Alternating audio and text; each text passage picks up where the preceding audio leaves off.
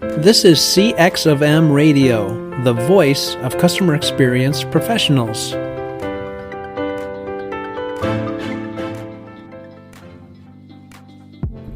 Hello, and welcome to another World of UX podcast. This is your host, Darren Hood. Thanks, everyone, for taking the time to join us on today, and a special welcome, as always, to those joining us for the first time. Welcome to the show. We are going to continue our current series where we've been talking about the sinister culture in today's UX circles. And somebody may have come in partway through. They're wondering, why would we talk about things like this? Can you give me a little bit of insight? Well, basically, one of the things I constantly say is that UX is about more than just the work. We could just do the work. And if we do the work and we ignore or are not aware of the types of things that I tend to talk about in a lot of my episodes, then they are not attended to. They end up, if there's a problem and it's not being addressed and people are not aware, that problem basically operates unchecked, which means that all of the consequences, all of the detrimental impact associated with the thing that's being called out, it basically just pretty much just has its way. Nobody does anything about it. Nobody stops anything. We're brighter than this. Really? I mean, right? We're brighter than this. You have to be smart to be a UX person. UX is not, I constantly say, there's a little saying I bring up from time to time, and I'll say, and this will sort of get us into the swing of things today too, with what I'm about to mention. I frequently say that when you're doing UX, you're not flipping burgers. And now, what do I mean by that? Flipping burgers, I'm making reference to people who work in fast food. Now, the neurotic people will say, why are you putting those people down? Well, we're not putting anybody down. We're citing facts. And that's pretty much where I'm going with what I'm about to say. If you're doing UX work, a fact should never bother you. You should never be offended by a fact.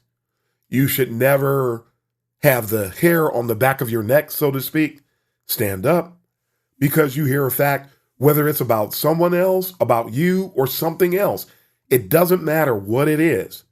This discipline requires that we humble ourselves, if you will, to facts. I mean, if you don't believe that, don't do UX research. Don't tell me that you want to be a UX researcher, because that's what UX researchers are doing. They're going out and trying to find facts that will help steer the business. We're trying to make data-informed decisions. We're trying to validate the direction of the things we're going. So when you're doing UX research, it's all about the facts. But as is directly related to today's sinister culture of UX, there are a lot of people who are in UX circles who are fact averse. And it's especially if that fact calls them out on the carpet.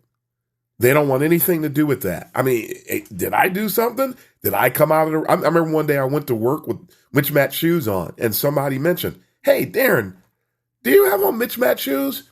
I had to own it.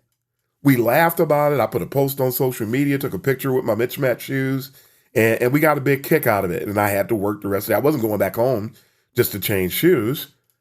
And our office was right outside of a mall. I guess I could have gone and bought some shoes, but it wasn't that bad. And it didn't really, a lot of people had no idea I had on mismatched shoes. And I told them if I had not told them that I had on mismatched shoes, they never would have known. But we had a big kick out of it. We had fun with it, but I owned it. And that, it still pops up on Facebook to this day. Whenever the anniversary, if you will, of me wearing the mismatched shoes comes up, that picture will come up, and I'll share it again and talk to some people about it, and we get another laugh about it. And this is a great example because it's nothing too serious, but we have to own it. If you have a nail in your tire, you own it. If you have spinach in your teeth, you own it. If there's something that you've done and you made a mistake, you own it. Just own it and move on.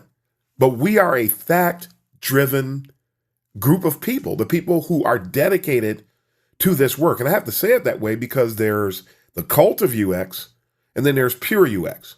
I had somebody even attack me on social media and refer to me as a UX purist, as if that's bad. That's the sinister culture of UX today. People, they want the moniker, they want the title of UX. They don't really want to do what UX is, and they want to turn it into something that it's not, and then they want to demonize everybody who's talking about doing it the right way. If that happened in any other discipline, that discipline would crumble. It would completely crumble, and that's why I do what I do on this show. That's why I talk about the things I talk about when I'm mentoring people, when I'm teaching people. That's why I focus on things like that. That's why I talk about the things I talk about, because we do have this cult of UX where people, they say they want to do UX and they say they're doing UX. They're not doing anything even remotely related to UX, and it's destroying the discipline. We are coming apart at the seams because of it. So back to the initial question. We're bringing up these traits associated with today's sinister culture of UX, because when you're in rough waters, you need to know how to manage your ship. If you don't know how to manage your ship when you're in inclement weather, so to speak, then that inclement weather will pretty much have its way with you. So, but if you know, hey, we need to drop the anchor, or hey, we need to drop some weight off the ship, whatever it is that's going on, whatever you need to do, you need to take the appropriate measures so that you and everybody else who's traveling with you can all reach the destination safely. We don't want anybody to have any issues. Again, a bunch of metaphors, but those of you who listen to me, you know I'm big on metaphors. So I hope you understand that today. So we're calling out a bunch of things that are going on in UX. They shouldn't be going on. They pretty much are. They have free course. These things are happening, and a lot of people actually welcome them. And I think there was another example that came up earlier. I may bring it up again later, maybe not. But the point is that if you don't know these things, if you're not aware, then it's going to have its way with you. And this is some of these things I'm bringing up. We're talking about the traits, and sometimes I talk about the impact. I mean, people talk about all the layoffs that took place. The layoffs are partly connected to a lot of the things that I'm talking about. We're talking about it from several different angles. So there are a lot of different things. Knowing them helps to put you at ease. It doesn't necessarily, I mean, I'm not here to make anybody feel good. That's not my job. And all that feel good stuff is usually rooted and grounded in toxic positivity. We're definitely not a part of that camp. And so we're not. Someone asked me a question. I just have to mention it here because I think it's relevant. Someone was asking me, they said, "Are you a day person or night? Are you day or night? Which one comes to mind for you?" And I said, "It doesn't matter. I'm neither." And the thought sort of came up, why is that? And I'm thinking, well, what needs to be done? If it doesn't matter whether some people will say, well, I'm a morning person. Well, that's fine. If you're a morning person and you acknowledge that, that's great. Well, some of us, I really don't care. It's what needs to be done. And when I was in this conversation, I mentioned that the reason that I responded that way about a few of the things that came up during the conversation is because I'm a disciplined individual. So I'm trying to figure out what needs to be done in that moment. My personal preference really doesn't mean anything if something needs to be done.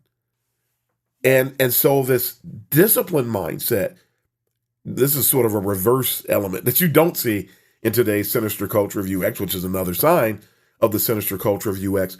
There are a lot of work-averse people that are in UX today. They don't want to do the work. Again, they want the job, they want the moniker, but they don't want to do what UX is really related to.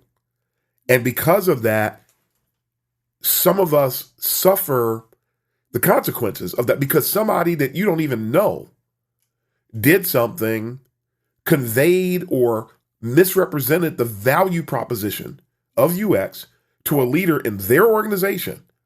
And then that person, that leader, connected to a leader in another company, and that leader connected to a leader in another company, and then they all went to a conference and they cross-pollinated and they went out to lunch and they had a discussion about UX, all based on this bad representation of UX that somebody presented to them. And then they went back to their companies and they began to deal with their UX people based on the misperception from the other person who failed to be a proper steward of the discipline. You are a representative. You are an ambassador. I don't care who you are. You are an ambassador of the discipline. And so when people fail to represent us properly, it has the potential to have very far-reaching consequences today. So again, I'm not telling you these things to make you feel good.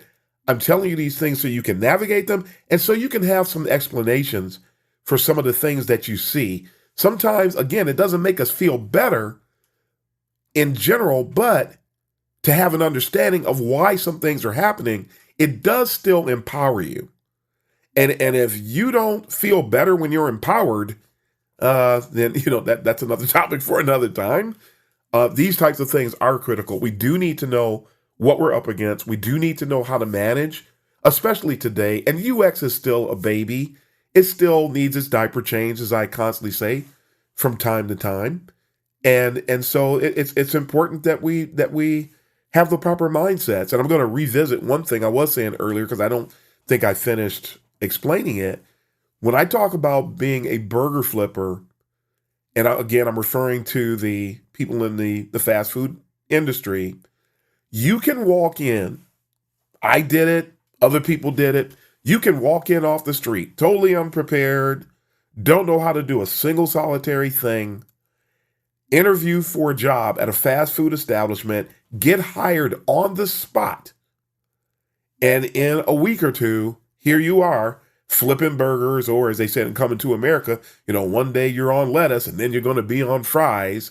And it's that whole type of a world where you're talking about what we refer to, the technical phrase is unskilled labor. UX is not a land of unskilled labor. This is a science. It takes a lot of knowledge to really excel in the discipline. People try to get us to think that you can learn everything about UX in 6 months. You barely scratch the surface in 6 months, let alone trying to excel. And then these same people get infected by these resources with Dunning-Krugeritis, as we call it, because they see themselves as being more than what they really are. And then when you try to tell them, those people who have the Dunning-Krugeritis, who think of themselves too much, they see themselves as being something that they're not, and they're giving themselves too much credit, and you try to let them know, hey, you know what, you're actually missing it here, here, and here. Here's some things you need to do. They get upset because on top of having the Dunning-Kruger situation, they lack emotional intelligence. And so we just go in vicious circles after that. It's important because some of us, and several people have been contacting me and thanking me for covering this topic because it doesn't get covered. And you run into it on a regular basis. And when you run into it on a regular basis and you don't have answers, that is when we have a problem. Because you don't have answers, because you're going to run into this stuff doing UX. You're going to run into the wayward client. You're going to run into the wayward stakeholder. You're going to run into the power-hungry developer. You're going to run into the product owner who wants to take over the UX from you. You're going to run into that. These things happen, and people don't want to tell you this stuff's going to happen. It's going to happen. If it hasn't happened to you yet, hang in there a little longer and do things the right way. Because the people who are doing faux UX, the cult of UX, are not running into these problems. So they don't listen to this podcast either. Or if they do, they turn it off.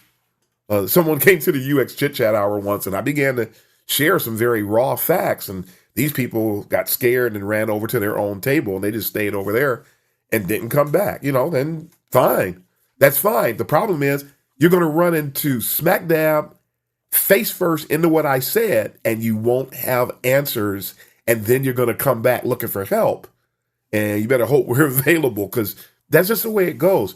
This is not the land of cotton candy.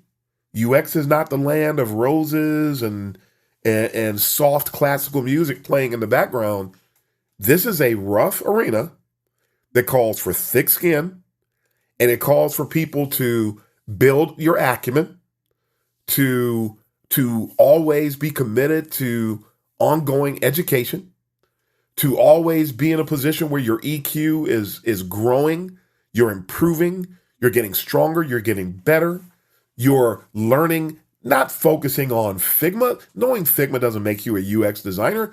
There's over, somebody finally counted the things on my illustration of the 4 pillars of UX, and they said there's over 250 items. Well, so when you say UX, you said 250 things, whether you realize it or not, which is another reason why people can't say UX/UI. That's 250/1. That's really ridiculous. But folks, we need to, I'm here to help. We need to be more sober-minded. We need to be more grounded. We need to have thicker skin so that when we hear something that might not be tickling or pleasing to the ear, we still got to take it. I had a post recently where I was talking about the whole UX UI thing, and I did this thing where we take Bart Simpson, it looked like he was writing on the board, and he was saying, I will stop saying UX UI. And over, last I saw, there were over 42,000 impressions of that post, that it really got a lot of traction. And some people who see it, they get upset. And when they get upset, I'm like, get upset for what? But that's the sinister culture of UX, that people will hear something, it doesn't tickle their ear, they don't bother trying to process it, they don't ask an educated question about it, because some people, that's all they've ever heard. So when they hear there's no such thing as UX UI, they always try to skate around it instead of, why do you say that? And which I'm not going to explain anymore because I've already explained it like 10,000 times. So they don't realize that. And we're not going to explain it anymore. It's better if you hear that and you realize that you came up in UX and that's all you ever heard is UX UI. It is really on you to go and try to figure it out. There will be some instances where we talk about it, but not too much because and some of these people won't get it until they have to answer a question 10,000 times. You eventually reach a limit and you're pretty much done trying to explain something that really, if somebody will sit and exercise any amount of critical thinking, you realize that it makes no sense. I mean, just think about the slash. Again, and one of my upcoming guests talks about the slash means two things. I'm remembering what she said, and I went to Grammarly to look it up just from the perspective of presenting something in a way that somebody can go back and find the same information, so they realize that you're being authentic in what you're presenting, that you're saying something from a standpoint of validation and trustworthiness instead of just an opinion. Because one person said that when I said that was subjective. There's nothing subjective about the fact that UX/UI is not a thing. Remember I just mentioned that UX is that's 250, a minimum of 250 methods, methodologies, techniques that you're making, and deliverables that you're making reference to. So it's like 250/UI, which is one. It's one thing. So there is no, and the slash means or it means it's an indication of relationship. And so there is no point. It makes no sense. If you understand that UI is a part of UX, then why would you say UX/UI, which is basically what you said, in a sense? Why would you say something that's not relevant?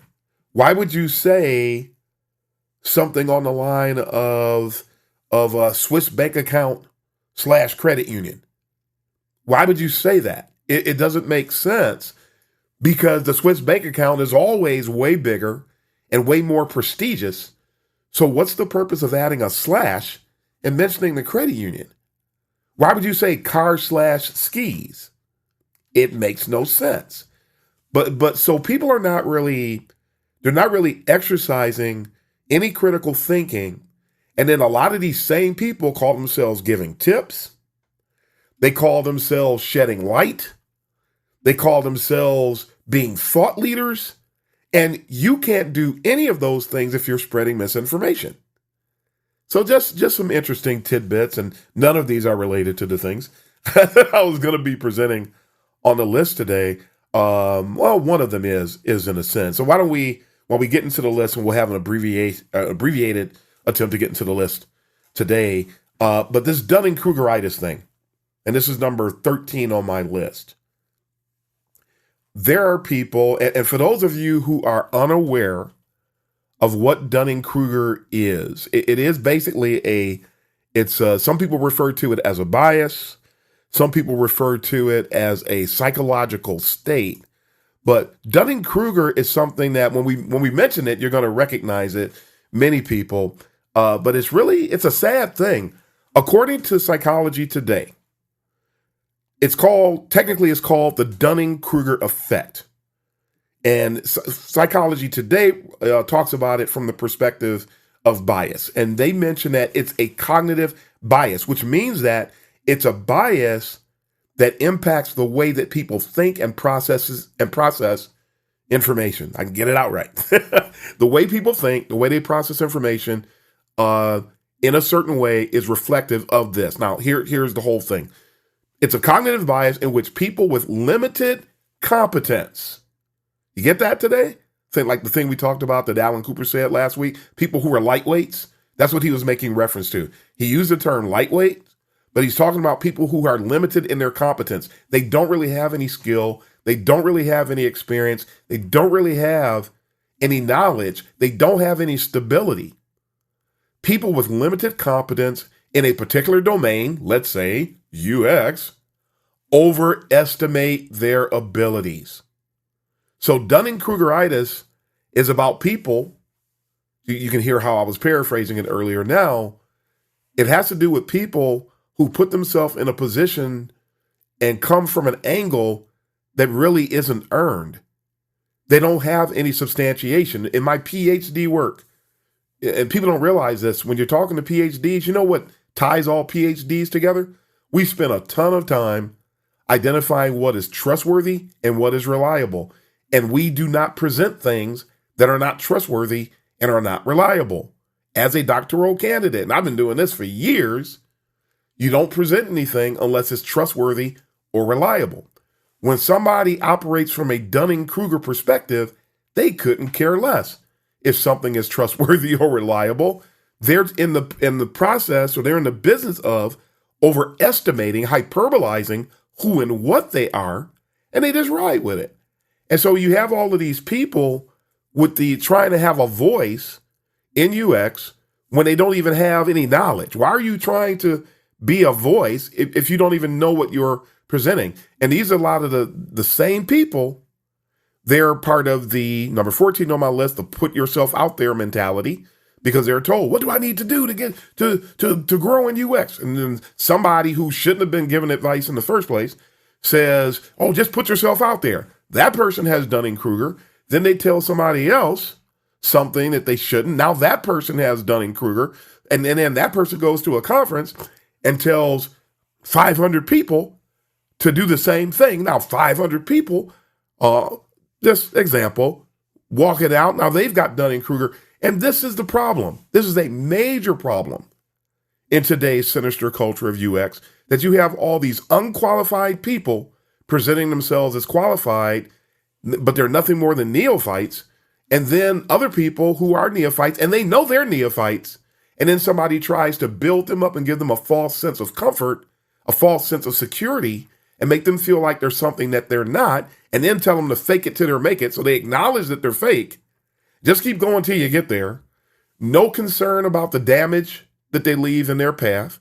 No concern about how disrespectful it is to give someone misinformation.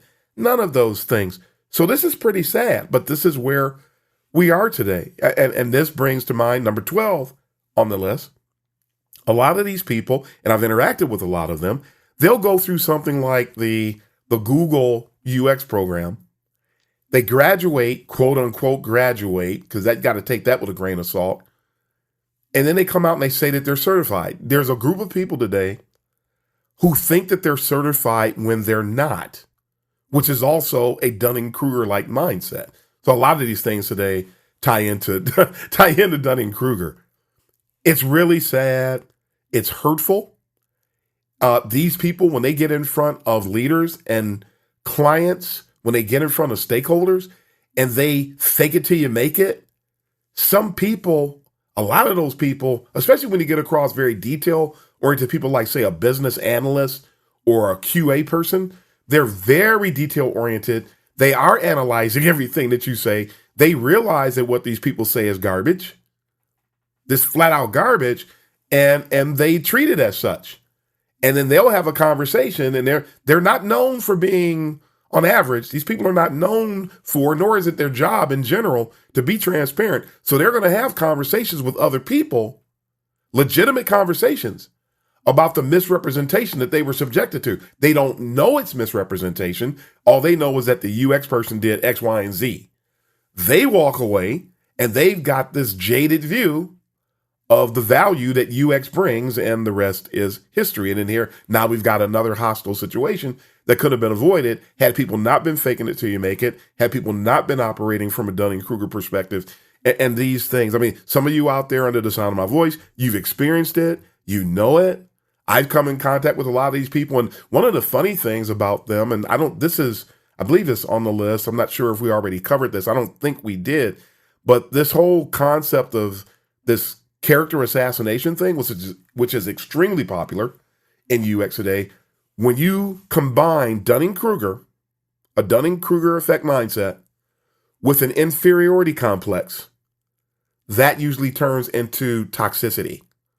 And so you end up with a toxic work environment because of that. And those kind of people, they are not happy about expertise.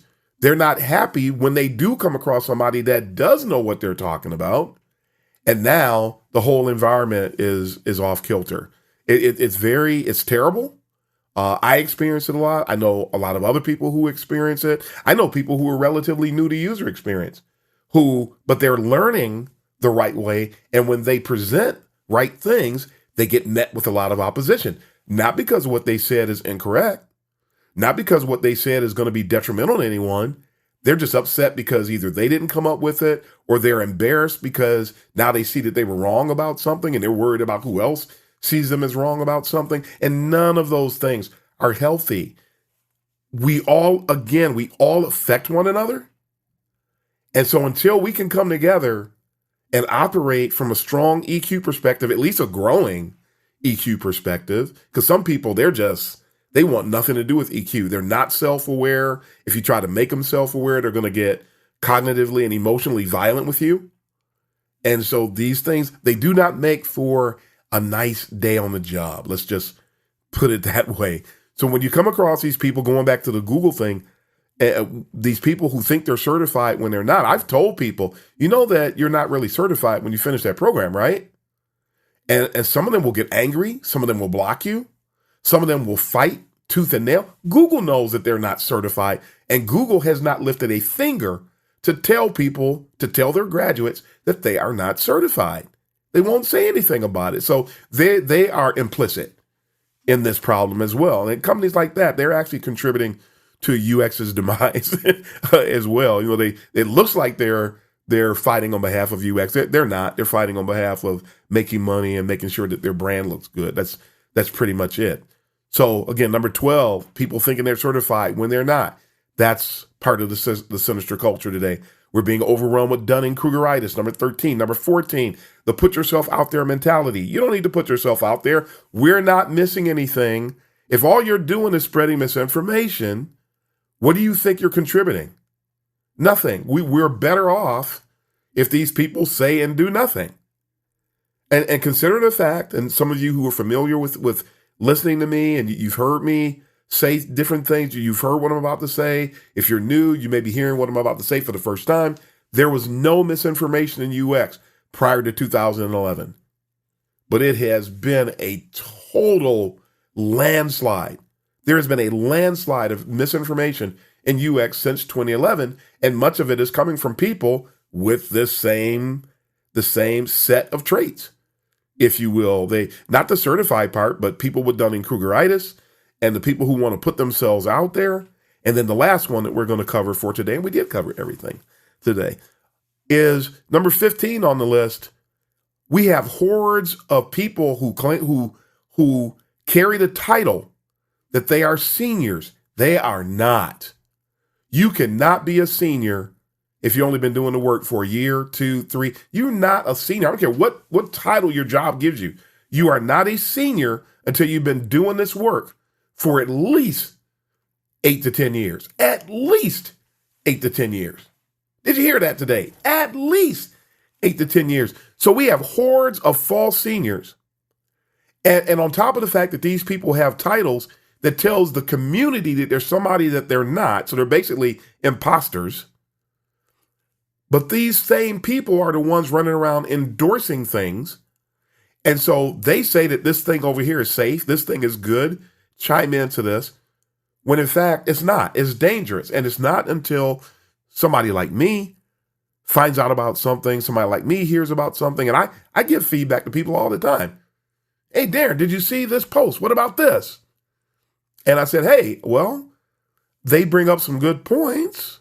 Someone did a post recently about UX maturity. I'll give you an example. Forget about the beating around the bush. Just give you an actual example.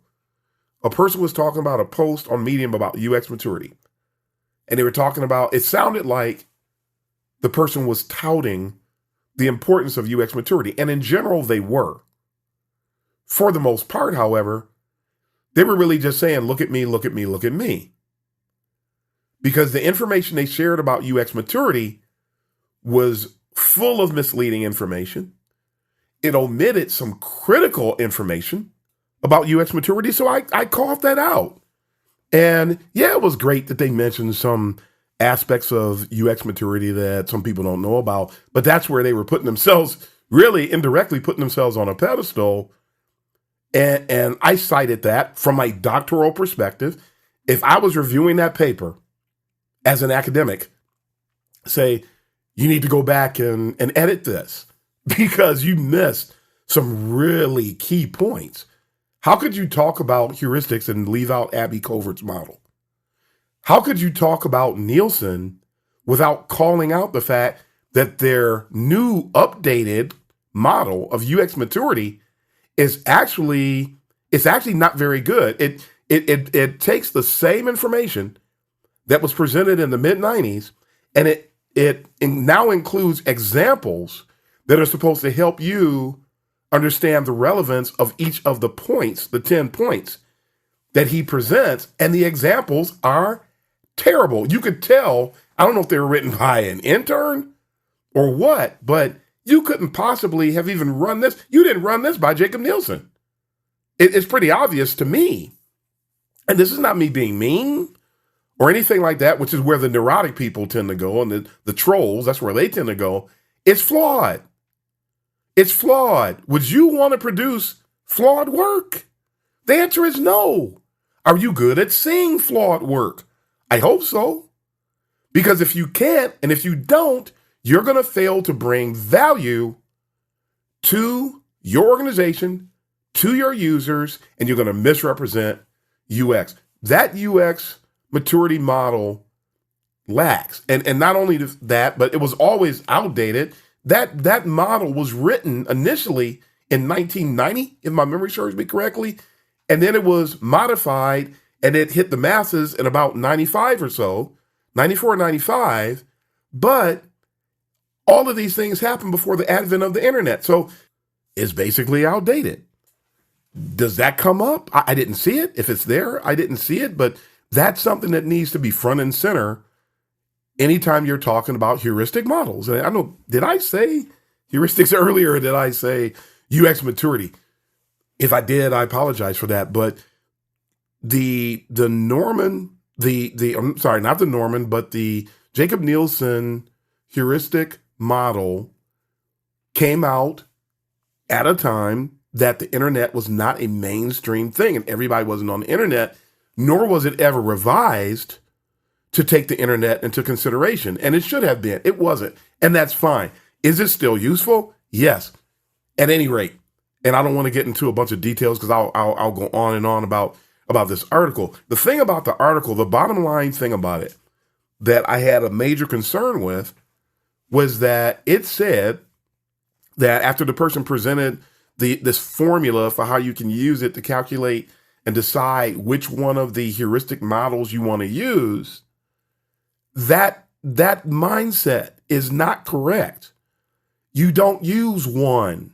You can, but I don't recommend it. That's not my expert recommendation. Learn as many heuristic models as you can, and then you can actually mix and match. You don't have to use one. Just keep it coming. So these are the types of things that when people are just have baby bird syndrome and just embracing everything that comes to mind and thinking that everything is great just because they're talking about UX, that is far from the truth. That is not where we are in UX today. And if you're going to thrive in UX today, you need to have that critical thinking hat on. You need to be more academic in your thinking where you're questioning things and you're trying to confirm whether or not something is reliable, whether or not something is trustworthy, and not looking at it with an overly scrutinous mindset and not a cynical mindset, but just an inquisitive mindset, which happens to be another key trait that's associated with being a sound and excelling UX practitioner today. We've got to be inquisitive. We always have to be willing to validate and prove things out, and then only go in a direction when we see that something is trustworthy and reliable. So, but at any rate, we did get through. We did get through our items on today. I am so happy because I thought that I wasn't going to get there after the way I started out. But we're going to wrap up here. We're trying to deal with 4 or 5 at a time. There are a couple of extras on here that are not on the list in the beginning. But I want to thank you again for taking the time to tune into the world of UX. And we're going to call it a day, and we will pick up next time. So until then, it's time to sign off. So this is Darren Hood, the host of The World of UX. And until next time, happy UXing, everybody. Thanks for joining us for this session of CX of M Radio. Be sure to rate, review, and subscribe to the show, and visit cxofm.org for more resources.